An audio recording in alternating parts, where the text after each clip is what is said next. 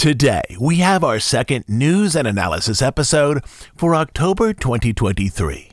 Last week, we looked at how the Disney World Resort was changing, including a detailed review of Journey of Water, and this week we'll look at a number of topics as they relate to the larger Disney company. First, we'll explore the structural challenges that the Disney company currently faces. The stock price is now at a 9-year low. Positive announcements about the parks and the cruise lines have done little to elevate the stock price. So we'll look at what Disney likely needs to do to fix this problem. Next, we'll look at how a slate of price increases announced earlier this week are changing the cost of visiting the parks, and we'll also explore some practical strategies, not only to lower the cost of a Disney visit, but also to improve the quality of your time in the parks. And lastly, we'll look at what a recent environmental report reveals about Disney's plans to expand the California resort, including the possibility of a new park that might be built there in the years ahead. So we'll lead with some wonky financial explorations that pinpoint the problems the company currently faces. Then we'll move to some practical advice for decreasing the cost of a Disney visit, even while prices are being raised on most products, and we'll close up with a little dreaminess as to what might come to California in the years ahead. So, if you're ready, let's go.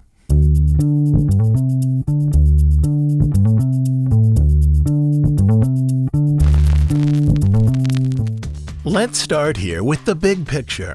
We'll take a look at the Disney company overall by following the money, and then later in our episode we'll jump down into the news about price increases at the parks and also the news for Disneyland.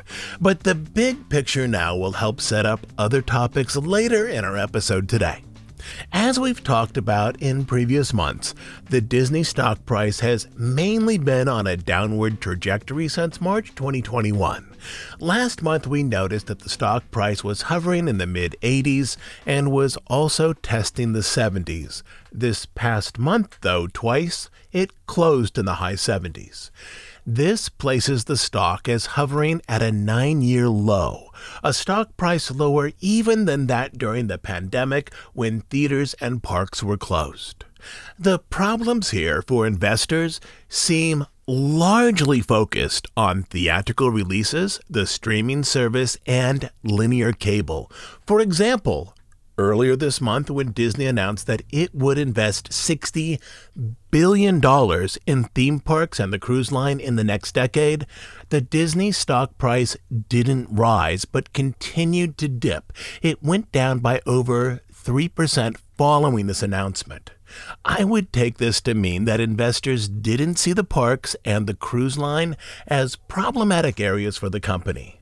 In contrast, this past month, the stock had brief but important upticks in response to news that affected other areas of the company that have recently faced problems. The first uptick has to do with distribution, basically how Disney content is delivered to customers. For decades, the primary distribution model for Disney has been centered on theatrical releases to movie theaters, video content to its cable networks, and the sale of physical media such as DVDs and Blu-rays to consumers. All of these areas are presently in decline, which leaves Disney Plus, the company's streamer, as the primary area of potential growth. The underlying problems are these. During the pandemic, people stayed home, which then accelerated the decline of ticket sales at movie theaters and the switch from cable to streaming options. But this same period did not increase the overall revenue received from streaming to fully offset the losses from linear TV, Blu-ray sales, and the box office. Basically, there aren't yet enough Disney Plus subscribers. Also, the cost of the streaming service is too low for Disney to balance its books overall in terms of content that it produced after the pandemic. This is also true for many other studios. But the stock price saw an uptick when Disney and Charter reached an agreement to keep Disney content on Charter's cable system. This agreement ensures a cash influx for Disney, which investors liked. But to reach this deal, Disney needed to give up some areas that it was trying to protect. As we talked about last month, Disney originally rejected Charter's proposal to include ad-supported Disney Plus as part of its cable and streaming package to customers. But to close the contract with Charter, Disney has now agreed to do just that. In this, Disney loses out on collecting individual subscription premiums from Charter's 15 million subscribers, but it also potentially increases the audience for ads on Disney Plus that go out now to 15 million more households. Based on some earlier promotional elements, we've already speculated here that ad-supported Disney Plus may be more profitable for Disney when you combine the ad revenue with the subscription or licensing fees, compared to ad-free Disney Plus. That is, the ad revenue potential Disney's advertising actions seem to suggest have significant value for the company moving forward. The ad revenue here has the potential to be far more lucrative for Disney than selling ad-free subscriptions. The problem is this: the vast majority of Disney Plus subscriptions in the US are ad-free. The deal with Charter, in addition to the money they receive from the licensing fee, will put ad-supported Disney Plus in millions more households. This deal also gives Charter the ability to wholesale Disney Plus, which could put it in front of even more eyes.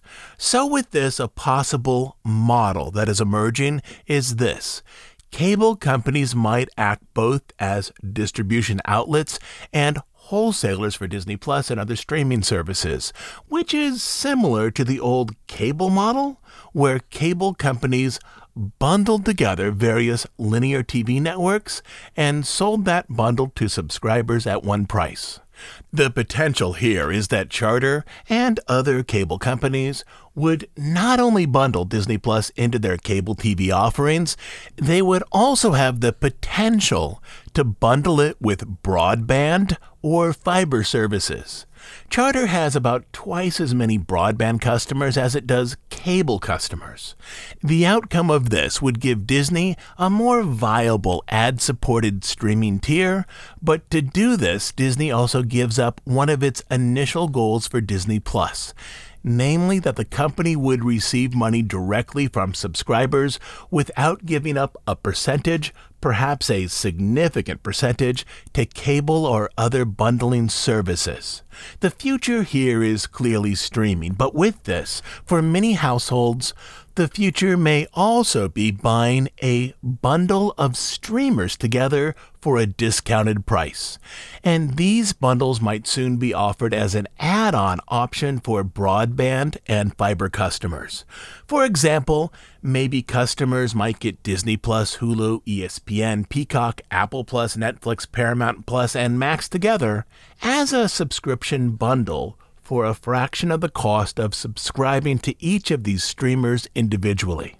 In terms of Disney Plus, the key for this plan to prove successful is the ad revenue, which goes fully to Disney and is not split with Charter.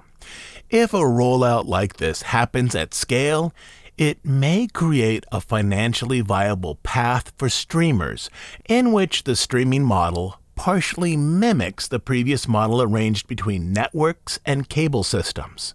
But this model would have to grow significantly before it produced meaningful revenue for the company.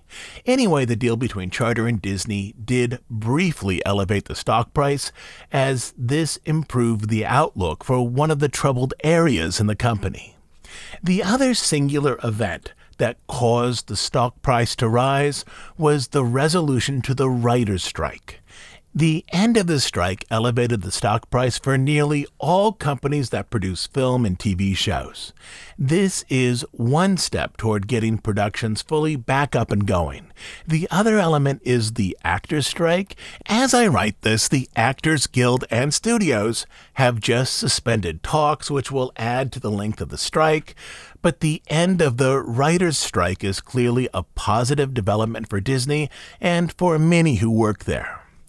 But beyond all this, those two brief upticks, there's the overall financials of the Disney company right now. The park and cruise line are typical centers of profit, even if visitation at the parks is projected to be down in 2024. But the films and the streaming service have been a financial drain on the company for the past 3 years.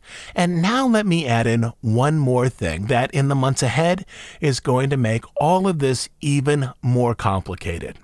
Since 2020, that is, since the start of the pandemic, Disney hasn't paid out a dividend to stockholders, which means that for over 3 years, Disney has been reinvesting all of its profits back into the company. Or to put this more bluntly, profits from some divisions, such as parks and the cruise line, have been used to subsidize other areas such as streaming.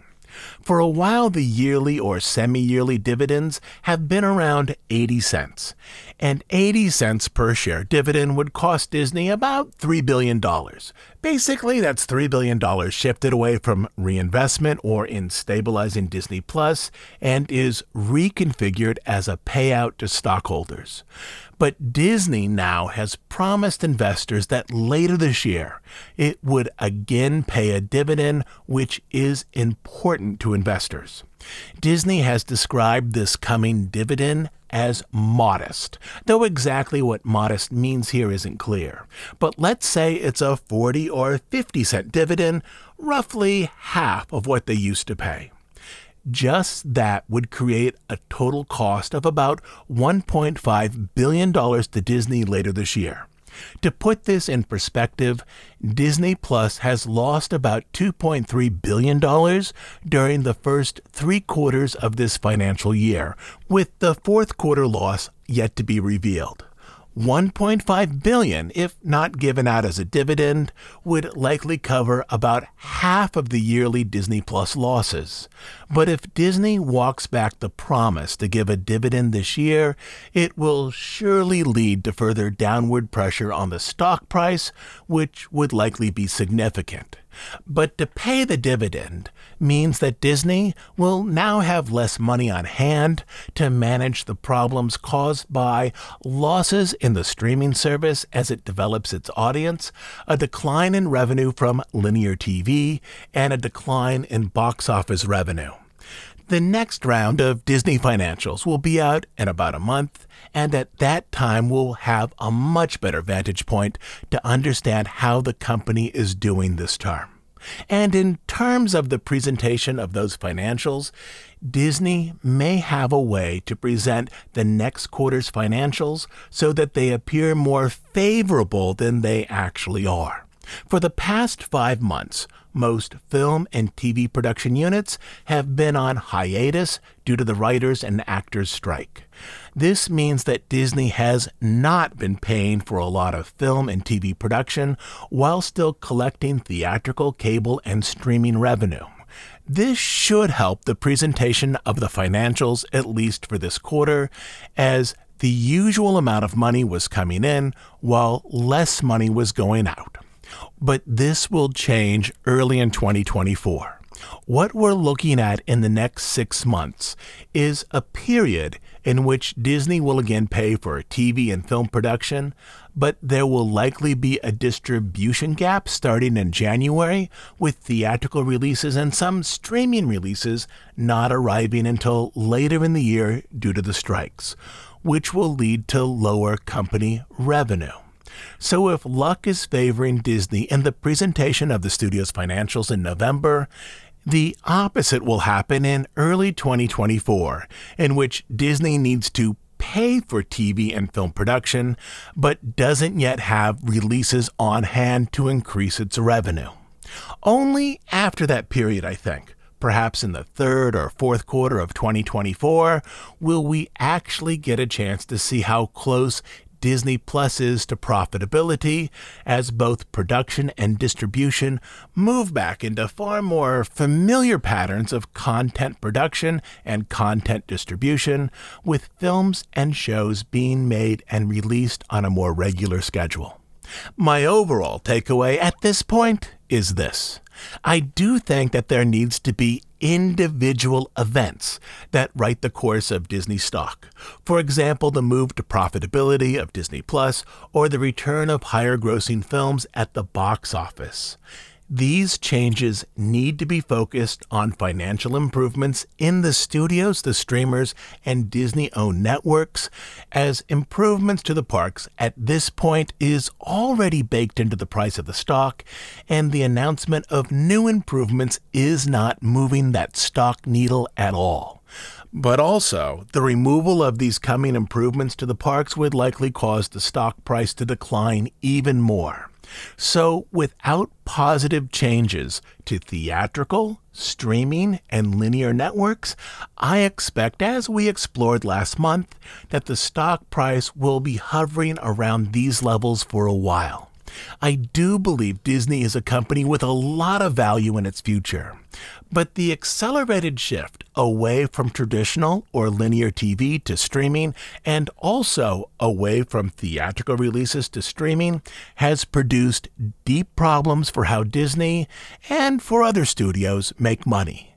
And it's going to take time for all of this to play out and for the company to find its footing again.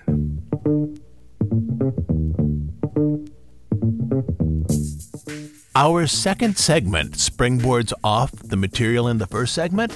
Essentially, what has happened recently in Hollywood is that the shift to streaming, and especially the rush to sign up as many subscribers as possible by luring them in with low subscription rates and no lengthy contracts, has transformed economic powerhouses of Disney, Universal, Warner Brothers, and others into valleys where financial loss is now commonplace. At Disney, this means that the company relied on profits from the parks, cruise lines, and other areas to balance the books. But also Disney is looking at very soft bookings for the year ahead, especially for the Florida resort. Though Disney doesn't release reservation numbers, analysts have suggested that bookings for 2024 are at or near a 20-year low. And in this segment, we'll talk about the crazy world in which Disney announces both price increases and price reductions on the same items. So we'll talk about how to understand the unusual and conflicting announcements, and also we'll talk about some practical strategies to reduce the cost of visiting the parks in 2024, and also ways to increase your enjoyment of the parks while you're there. So let's start with the bad news. We'll just get that out of the way. We all find price increases irritating, but if you've been a fan of the parks for a while, you know that these price increases roll through typically once a year. And this past week, Disney announced increases to many items and experiences at the American parks. Many of the price increases at Disney World seem pegged, or at least reasonably pegged, to inflation. The cost of annual passes rose between $40 and $50 depending on the tier. And again, most of this seems reasonably pegged to inflation. Out in California, however, the cost of annual passes, or Magic Keys, rose between $50 and $150, with some passes seeing an over 21% increase, which far outstrips inflation. In fairness here, I should point out that the top-tier pass at Disneyland saw only a 3.1% increase in price. To me, this suggests that pricing in California is far more about limiting demand. Essentially, there's too much demand for passes that allow guests to visit over the weekends and vacation periods. The lower-cost passes that include some weekend visits were the hardest hit. And just so you know, it's difficult for me to describe an $850 or $1,250 pass as lower priced, as these are definitely expensive items. But the pricing here seems more to guide pass holders to passes with weekday-only options, which minimize crowding on weekends, which again I can tell you has become a problem in California. Disneyland in particular is very crowded on Friday night up through Sunday evening in a way that discourages traditional tourists from visiting on those days. The cost of parking was also increased at both Disneyland and Disney World, and this too has an underlying difference between the California model and the Florida model. On both coasts, parking increased by $5, and in Florida, Universal was the first to raise parking to $30, so Disney here is just catching up. But in terms of the Disney resorts, this plays out differently on the two coasts. In California, only the highest priced Magic Key Pass includes free parking. The second highest pass has a 50% discount for parking. Other Magic Key Pass holders pay full price for parking. So here, the price for parking will affect the vast majority of California pass holders.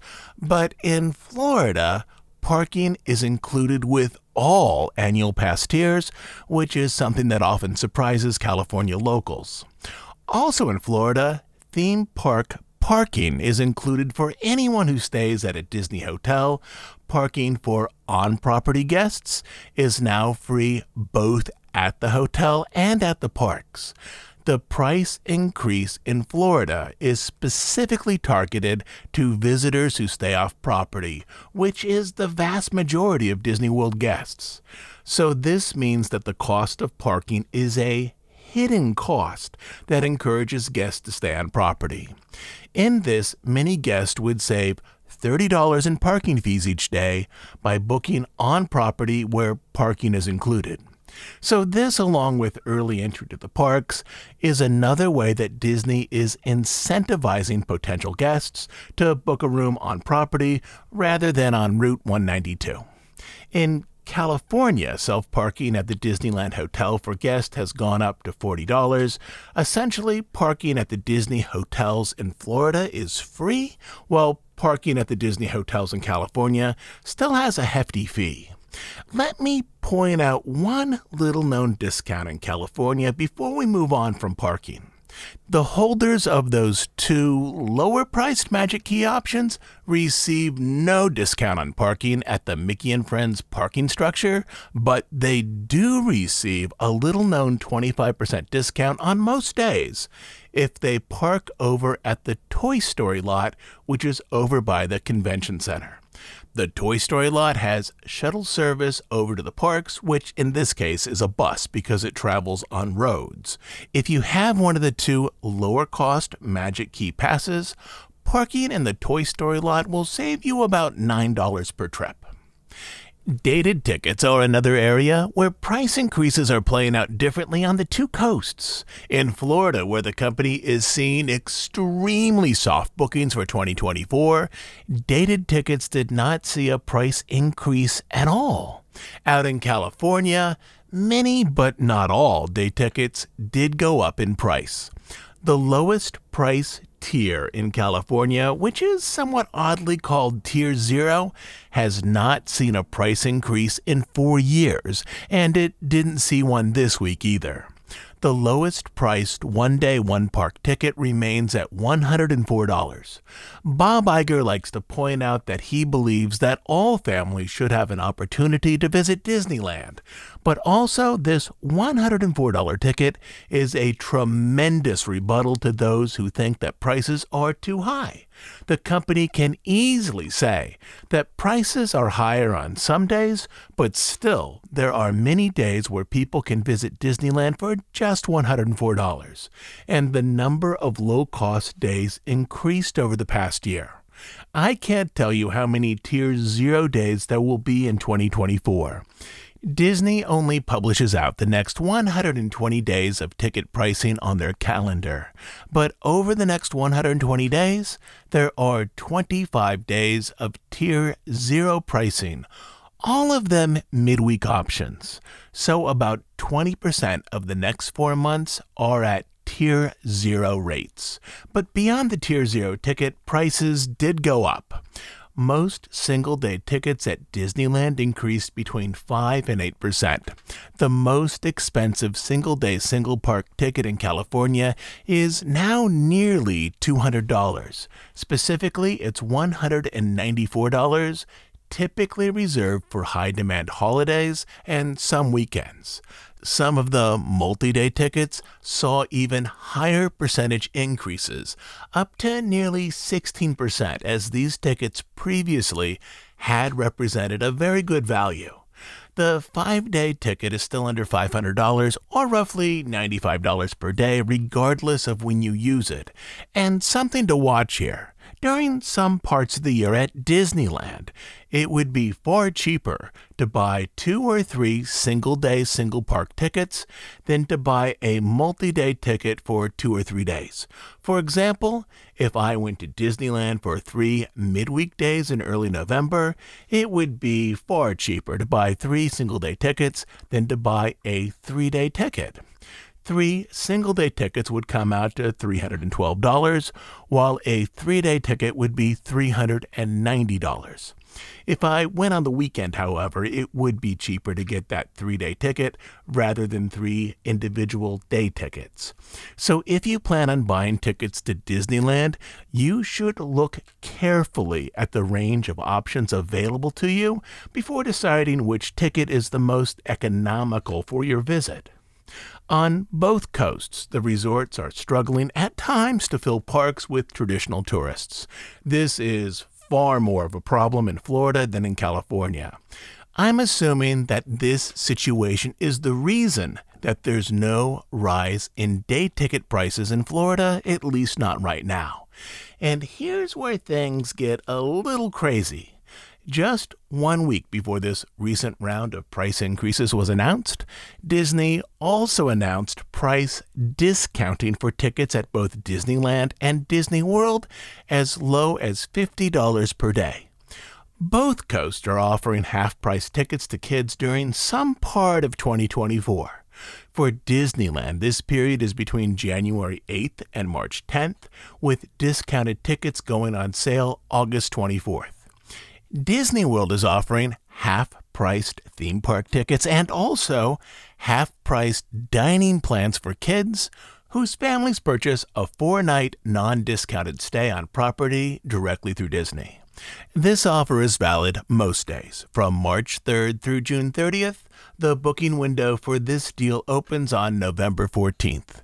And so if you're a single parent of 4 kids under the age of 10, you'll likely see no better offer than this in the coming years. But this generally is how Disney is trying to handle announcing both price increases and price discounts at the same time.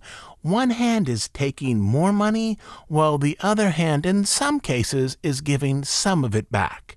Here's how all of this breaks down so it makes a little more sense. For the most part, Disney knows that it will have trouble increasing day ticket prices significantly above the rate of inflation.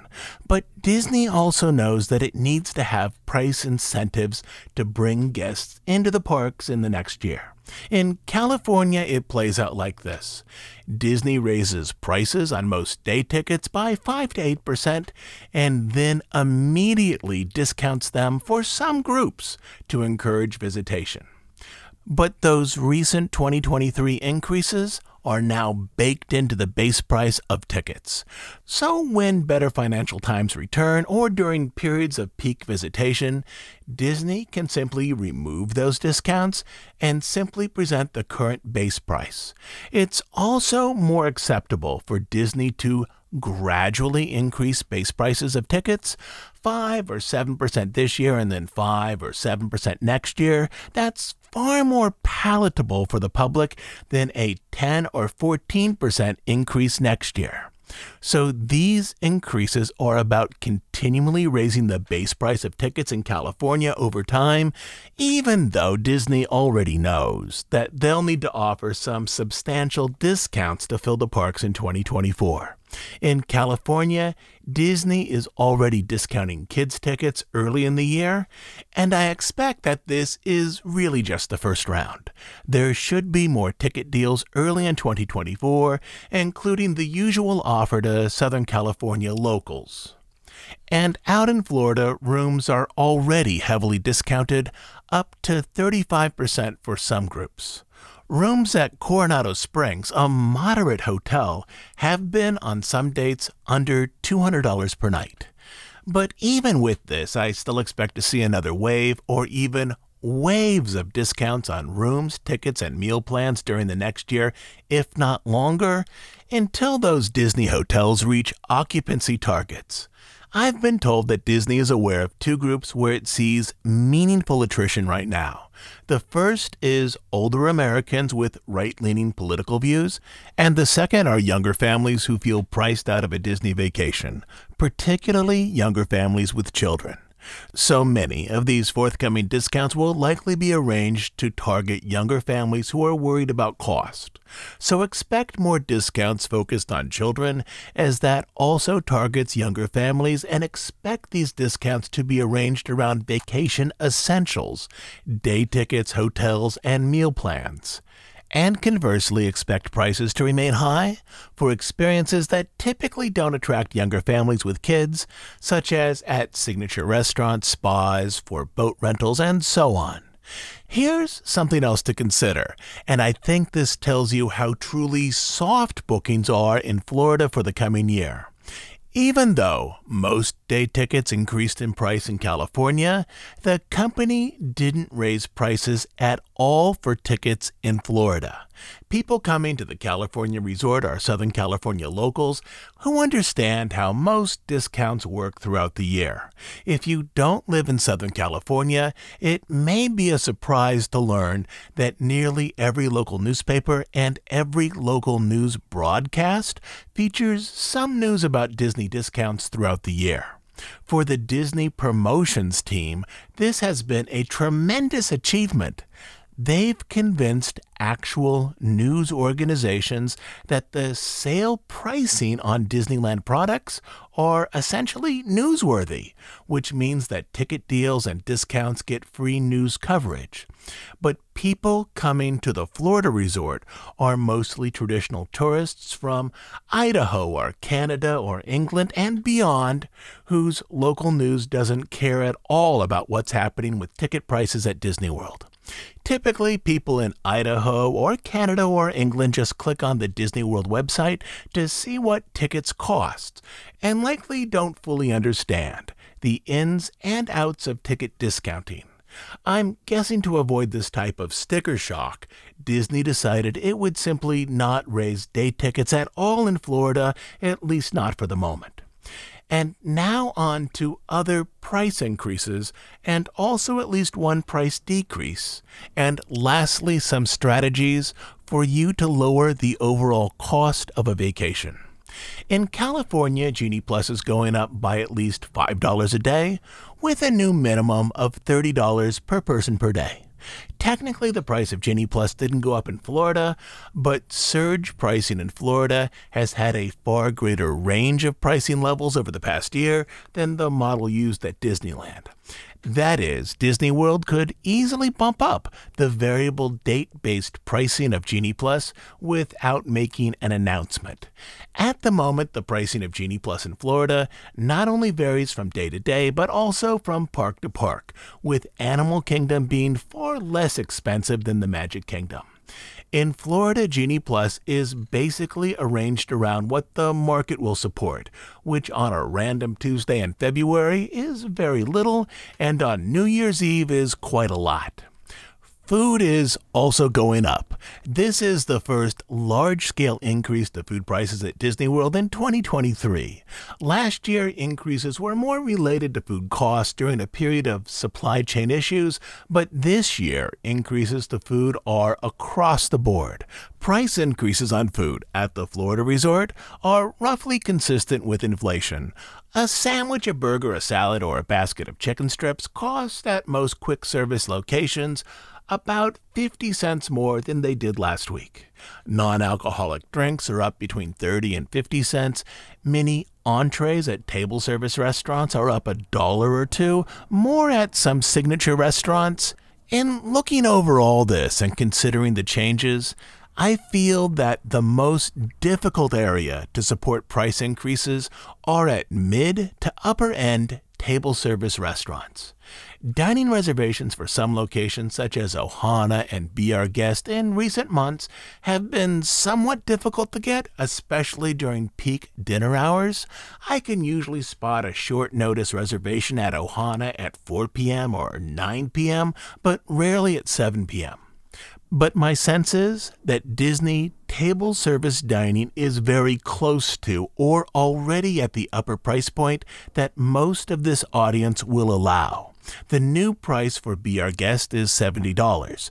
The new price at Cinderella's Royal Table is $84. That's $84 or $366 for a family of 4, which is a lot for a single in-park lunch or dinner. So it will be interesting to see if a 5 or 8% increase in menu prices has an effect on the overall reservations and revenues for these restaurants. And I do have a sense that Disney knows that they are at the upper end of what the market will allow. Some higher-tier signature restaurants actually saw no price increases. The prefix menu at the California Grill and the prefix menu at Storybook Dining, priced respectively at $89 and $65, saw no increases this past week. The uptick in menu prices also makes the dining plan, which comes back in January, a slightly better deal. I believe that this is actually one of those underlying goals of the increases, to nudge guests towards the dining plan. But for clarity, to make the dining plan price effective, adults still need to order upper-end items and also order a cocktail or a glass of wine with each meal. But assuming you do so, these price increases just gave a slight advantage to the Disney dining plan. One last thing here. There's at least one experience that actually went down in price in Florida. In Florida, the in-park tours and enchanting extras have mostly moved to a variable pricing model, such as the Keys to the Kingdom tour at the Magic Kingdom. On busy days, these tours cost more, and on less busy days, they cost less. Previously, the cost for the Keys to the Kingdom tour was $114. On busy days, such as over the coming winter holidays, the tour will now cost $149, which is the largest increase for any tour. But on some days, you can now book this same tour for $109, which is a slight price decrease. There may also be a potential price reduction for the Savor the Savannah experience, which is the culinary journey over at Animal Kingdom. The most recent cost for this experience was $174. It now has a new high of $199, which is an 8.7% increase. But many sites are reporting that there should be some days where this experience sells for $160, a 9.1% decrease. But if that's true, I can't find those prices for any upcoming dates on the Disney site. I believe the actual new base price is now $189. But it's possible that during, let's say, the slow weekdays of February, this price might actually dip down to $160. Most of these tours haven't seen a price increase since they came back after the pandemic. Some of these tours reopened in February 2022. Inflation for the past 2 years is around 10%, so most of these increases, outside of those for Keys to the Kingdom, are largely tied to the rate of inflation. And for clarity, the date-based variable pricing model for tours and add-on experiences hasn't yet shown up at all in the California resort. I just checked the Disneyland Holiday Tour. It's the exact same price whether you go on Saturday afternoon or Wednesday morning. Again, I realize that no one likes price increases, but there are some built-in strategies here that allow for cost reductions if you plan carefully. My largest takeaway here is this: the cost difference now between a less popular period at both Disneyland and Disney World is significant and grows more significant each year. Not only are tickets and hotel rooms less expensive, let's say in mid-January or September, the parks are less crowded and more enjoyable at that time too. Also, some add-ons such as Genie Plus, which I would recommend during peak holiday periods, are mostly unneeded during weekdays in September or January. And so if you're looking to book a vacation on either coast, not only will you have a better time in a less crowded park, you'll also save a lot of money if you can time your visit to those less popular periods. September is a good month on both coasts. Also, January after the kids go back to school, and in Florida after the Disney World Marathon, which is typically the first or second weekend in January. Another good time to visit is early February, except during the 2 holiday weekends. Also, the first 2 weeks in December.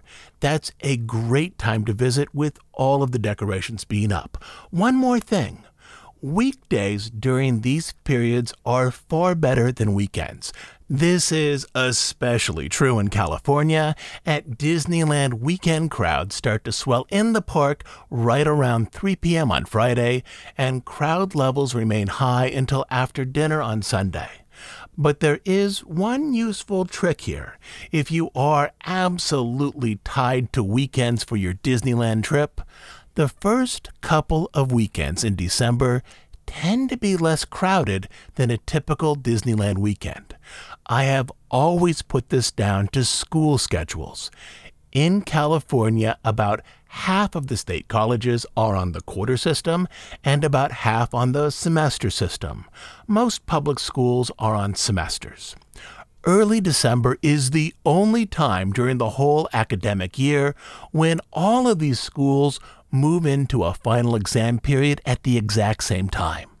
During the first couple of weekends in December, if I'm reading the tea leaves here correctly, many Magic Key regulars stay home because either they or members of their family need to study for finals or complete end-of-the-term school projects. The college and high school contingent in the California parks is significant, and once you remove a large percentage of students who are off studying, the reduction at the parks in crowds is noticeable. So if you're absolutely tied to weekends for a Disneyland visit, those are 2 good weekends to consider. And if you want to narrow down your trip planning a little more and move into some really granular data, here are a few final tips.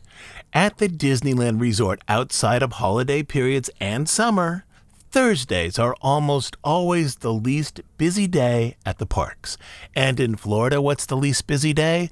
Well, that depends on which park you're visiting. A typical family visiting Disney World for a 5 or 7 day vacation flies in on Sunday and begins visiting the parks on Monday.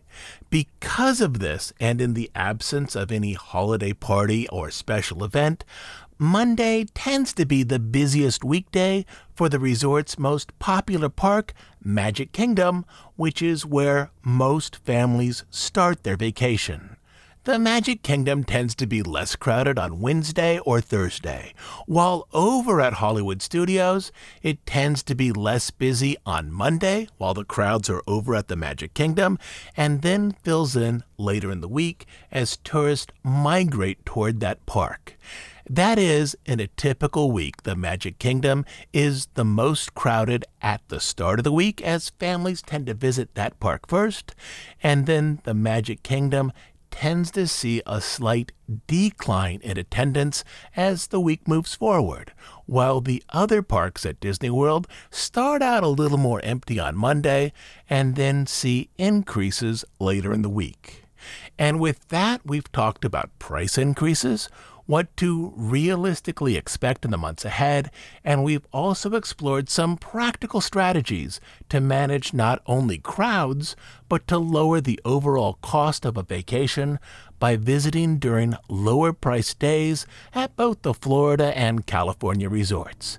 And now let's kick into our last topic.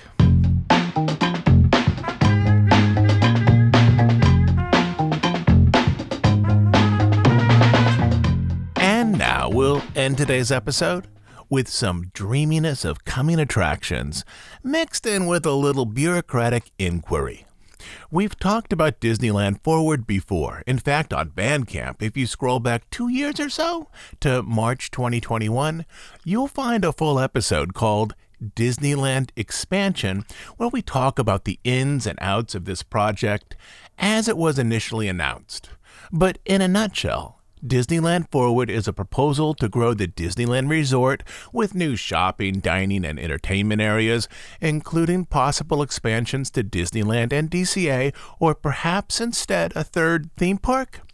This would happen on land that Disney presently owns, but Disney needs the city to rezone that land so that it can use plots previously zoned for one function, such as for parking, for something else. Here's the language that Disney is using to persuade the city and residents of the benefits of this rezoning project. To allow continued long-term growth of the Disneyland Resort, Walt Disney Parks and Resorts, U.S. Incorporated, proposes Disneyland Forward, which would allow the transfer of uses permitted under the Disneyland Resort project to other areas of the Disneyland Resort Specific Plan and the Disney Anaheim Resort Specific Plan properties. Or to put this in more straightforward terms, Disney wants more zoning flexibility to develop land it owns at the current Disneyland Resort, such as the Disneyland Hotel parking lot, into tourist areas. And it also wants more zoning flexibility to develop what are mostly Disney-owned parking lots at a slight distance from the Disneyland Resort, technically in what is called the Anaheim Resort Specific Plan area.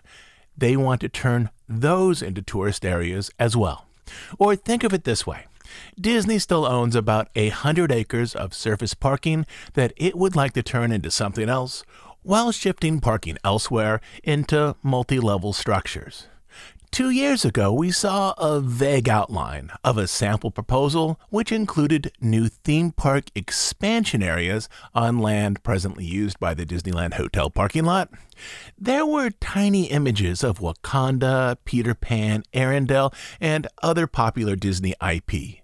Collectively, the images suggested that there would be an expanded Marvel area, also elements adapted from Fantasy Springs, which is now being constructed in Tokyo. And last month, Disney released an environmental impact report focused on how these projects would affect Anaheim. One of the issues for the expansion on the Toy Story lot and on the Disneyland Hotel parking lot is that these areas are surrounded by apartment complexes and residential homes. To measure the impact to the surrounding area, Disney needed to release an impact report. To estimate the impact in terms of noise, pollution, water usage, and so on, Disney did not need to release the exact rides and experiences they were contemplating for these developments, but they did need to discuss categories of buildings and experiences that they wanted to develop so as to estimate each area's impact on local residents. None of the recently released material defines a specific ride or experience, but only a general type of ride or experience that might be built there. But the placement of the rides and the experiences gives more definition as to what Disney is considering at the moment. In the environmental report, there are 4 main Disney-owned areas, both at the resort and at a slight distance from the resort, that have been tentatively mapped out for various types of expansion. First, the new general multi-story parking garage, as the Disney Forward development would bring additional guests to the resort. And the plan would also turn some existing parking lots into theme park or entertainment areas. This would be built on land that is close to Disneyland but not directly connected to the Disneyland resort, and which is now used for cast member parking. Second, a new cast member parking area will be built on the other side of I-5, less than a mile from the parks. Shuttle service would move cast members to and from the parks. Third, a theme park expansion area around the Disneyland Hotel. Essentially, the parking lots for the Disneyland Hotel and Downtown Disney would be turned into a theme park area. Again, the language is still very loose here. There is one tentative proposal to connect parts of this theme park expansion area to Disneyland and another part to DCA with footbridges that move across Disneyland Drive. Essentially, guests would move from what is now Critter Country across the street into the Disneyland expansion area, and in DCA, guests would move from somewhere near Goofy's Sky School across the bridge and into the DCA expansion area. But there's also the possibility that this area, which is dozens and dozens of acres, might be turned into a third park. And let's be clear here. Disney wants flexibility moving forward into what it might build on the Disneyland Hotel lot, so nothing here is fully tied down.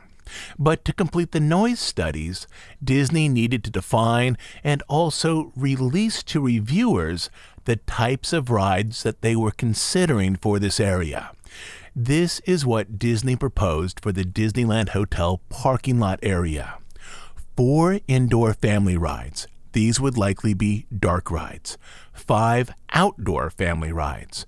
2 outdoor thrill rides. 3 indoor thrill rides. 2 spinning rides, such as Dumbo or a carousel. And at the center of this area is now a space reserved for outdoor shows, something that in terms of its scope and presentation would be similar to World of Color. As this show area is now positioned in the middle of the theme park expansion area, the presentation now feels a little more like its own park, rather than 2 smaller additions, each connected by a bridge to Disneyland on one side and to DCA on the other. The next area is a proposed development for the Toy Story lot over by the Convention Center. This is the area that, as suggested by concept art, would become something akin to Disney Springs in Florida, a mix of upscale and themed dining alongside shopping. Again, for the noise study, Disney needed to identify categories of developments on this land.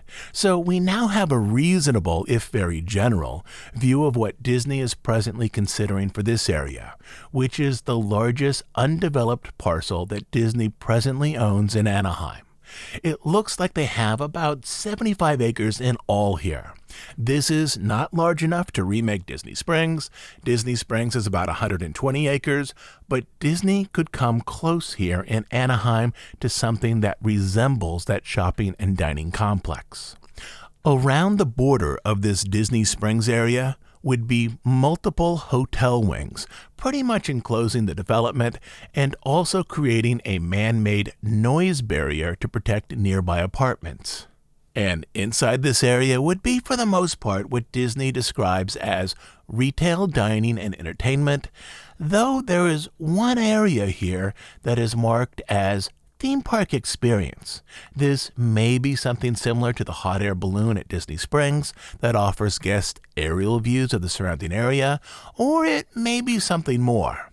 Again, I doubt Disney would use a hot air balloon here, in part because Disneyland is susceptible to winds that would make a balloon ride difficult to operate, and in part, aerial views of Anaheim aren't much to look at, nothing like the lake and open greenlands near Disney Springs. But this so-called theme park experience might be something similar in terms of investment and scope as the balloon attraction at Disney Springs. Again, the Toy Story lot here really could become anything. The phrase used by Disney in the environmental report for the Toy Story parking lot is a theme park overlay, which really could be most anything Disney wants to build in the future. But Disney's goal right now isn't to finalize development plans, rather to convince the city that Disney should have expanded rights to develop the land outside of current zoning requirements. So it's possible that this area might become a third park, though I do think it makes a little more sense to group the theme park areas together so that the theme park expansion at the Disneyland Hotel parking lot could share services and back-of-the-house work areas with the existing parks.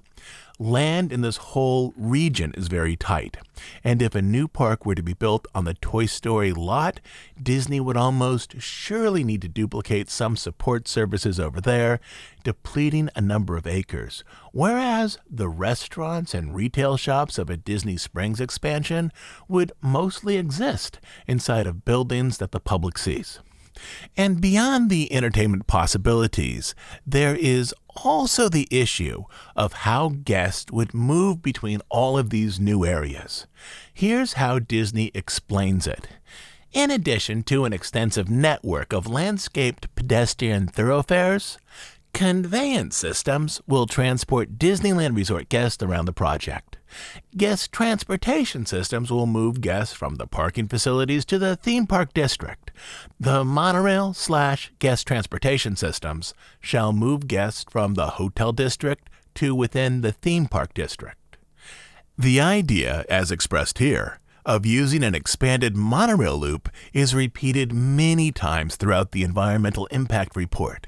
My guess is that an extended monorail loop would connect the Disneyland Hotel to Tomorrowland, possibly to the new Eastside parking garage, and then almost surely to the shopping and entertainment district suggested for the Toy Story lot.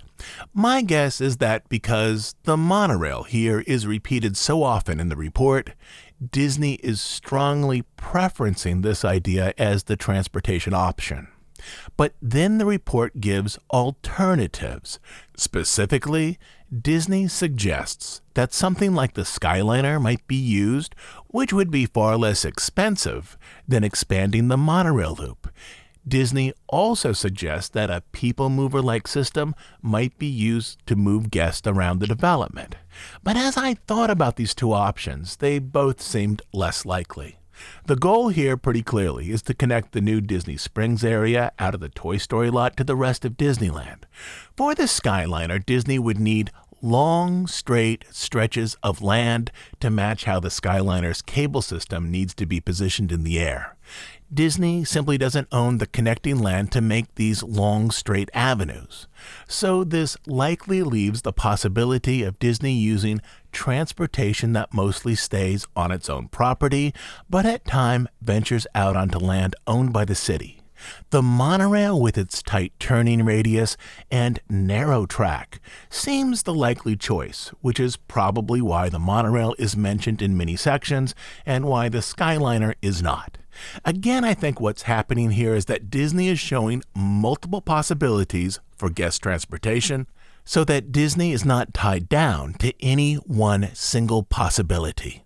If it lists only the monorail, local residents will expect a monorail, but if it lists 3 options, it suggests that Disney is still exploring how transportation might work.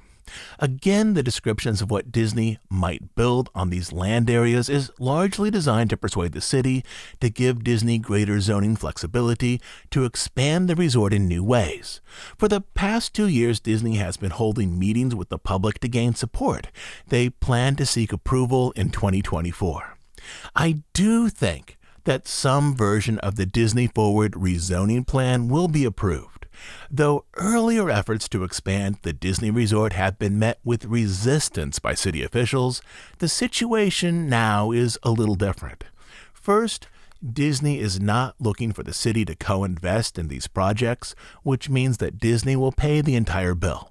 Second, for Anaheim, the pandemic was a strong reminder how deeply the city relies on tourism to pay its bills. And lastly, city government is more supportive of the Disney resort than government officials were in the late 2010s. And so, moving forward is a plan that would give Disney the ability to build a new park or new themed lands and a hotel and a shopping district. If approved and if arranged as one unified plan, it would be the single largest expansion to Disneyland since it opened in 1955. I'll be back next week with a new episode. The plan, at least right now, is to post up the next part in our story of legendary Disney artist Herb Ryman. Also, we're an ad-free, listener-supported podcast. We do just two things: deep dives on stories related to the history of the Disney studio and parks, and news and analysis of current events as they relate to the Disney company. We are funded entirely by listener contributions. On Bandcamp, you'll find over 200 episodes not available on iTunes or anywhere else. But the best reason to join is to support the work we do here and to make sure that this podcast continues to exist. You can become a monthly subscriber at dhipodcast.bandcamp.com. I'll also leave a link down in the show notes. So, until next Sunday, this is Todd James Pierce.